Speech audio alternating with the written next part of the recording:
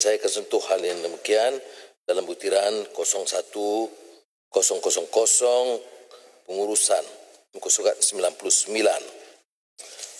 Kita lihat mempunyai anggaran perbelanjaan mengurus meningkat 432,436,800 ringgit berbanding tahun lalu, maknanya naik 10.7%. Saya nak tekankan hal ini dalam keadaan kita sebut ini belanjawan COVID-19. Dan sementara kita bagi RM300 kepada polis ataupun nelayan, peningkatan untuk Jabatan Perdana Menteri pengurusan ini 10.7%, iaitu RM482.4 juta. Tetapi yang ditekankan ialah perbelanjaan yang agak tinggi, 32 menteri, 38 timbalan menteri. Di JPM sahaja, 5 menteri penuh, 5 timbalan menteri. Di JPM.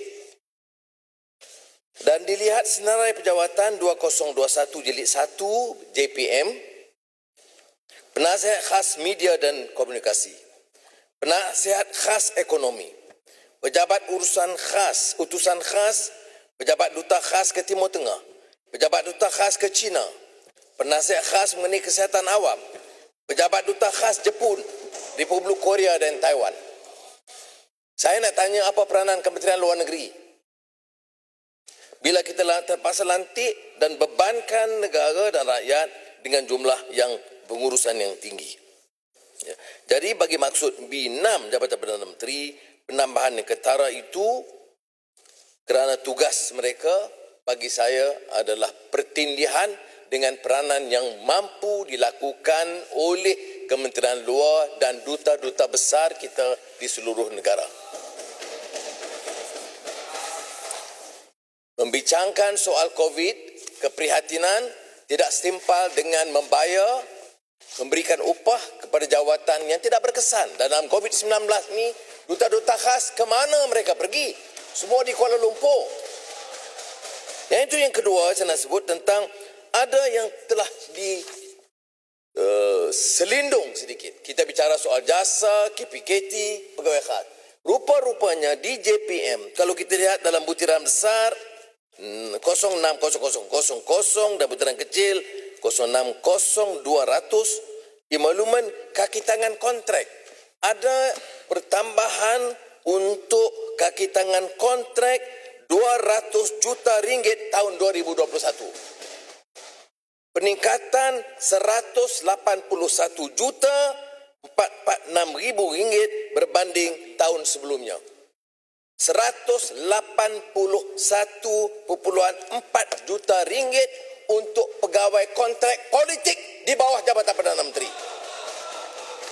Ini dalam keadaan kita war-warkan ini adalah kerajaan yang prihatin tentang COVID-19. Saya nak tanya, apa hubungan 181 juta ringgit ini dengan derita rakyat miskin yang menganggur yang sekarang menuntut pertimbangan dan perhatian kerajaan hari ini? Kalau kita masuk semua sekali dengan jasa dan KPKT, ia sudah mencecah 250-300 juta ringgit. Jadi lantikan politik ini rupanya diselindung, satu lagi di bawah Jabatan Perdana Menteri.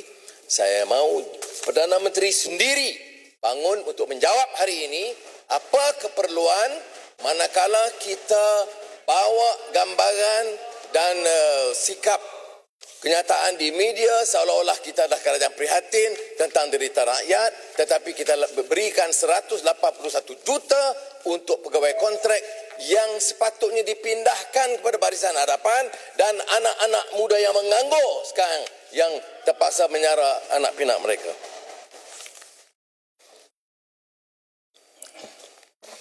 Butiran 10,000 lagi, muka surat 64. Ini soal parlimen. Parlimen ada peningkatan kecil, saya akui. Tetapi parlimen harus melihat keperluan membawa beberapa perubahan. Kita bicara soal reform parlimen, terbantut sekarang. Penubuhan jawatankuasa select committee tertangguh berbulan-bulan. Jadi peranan ini patut kita segerakan. Dan saya harap dengan perbahasan yang menyentuh juga tentang peranan Parlimen, kita juga menimbangkan kedudukan Parliamentary Services Act yang diperkenalkan tahun 1963 dan kemudian dimasukkan. Pada tahun 2018, Akta Perkhidmatan Parlimen ini kita bangkitkan semula dan saya ingat sebagai pengusi caucus kita telah kemukakan dukungan yang kuat terutama kerana menjamin keselesaan kedudukan bukan setakat speaker, saya tak sebut timbalan, yang terjamin kedudukan mereka agak lebih relatif lumayan, tetapi saya lebih perhatian tentang kebajikan staf parlimen yang tidak diberikan perhatian yang sewajarnya kerana kedudukan mereka tidak setimpal dengan beban tugas yang mereka lalui. Umpamanya lihat dalam keadaan COVID-19 ini, tugas staf parlimen terus mengambil risiko terpaksa untuk menjaga keharmonian dan keselamatan dan kesihatan kita ahli-ahli parlimen.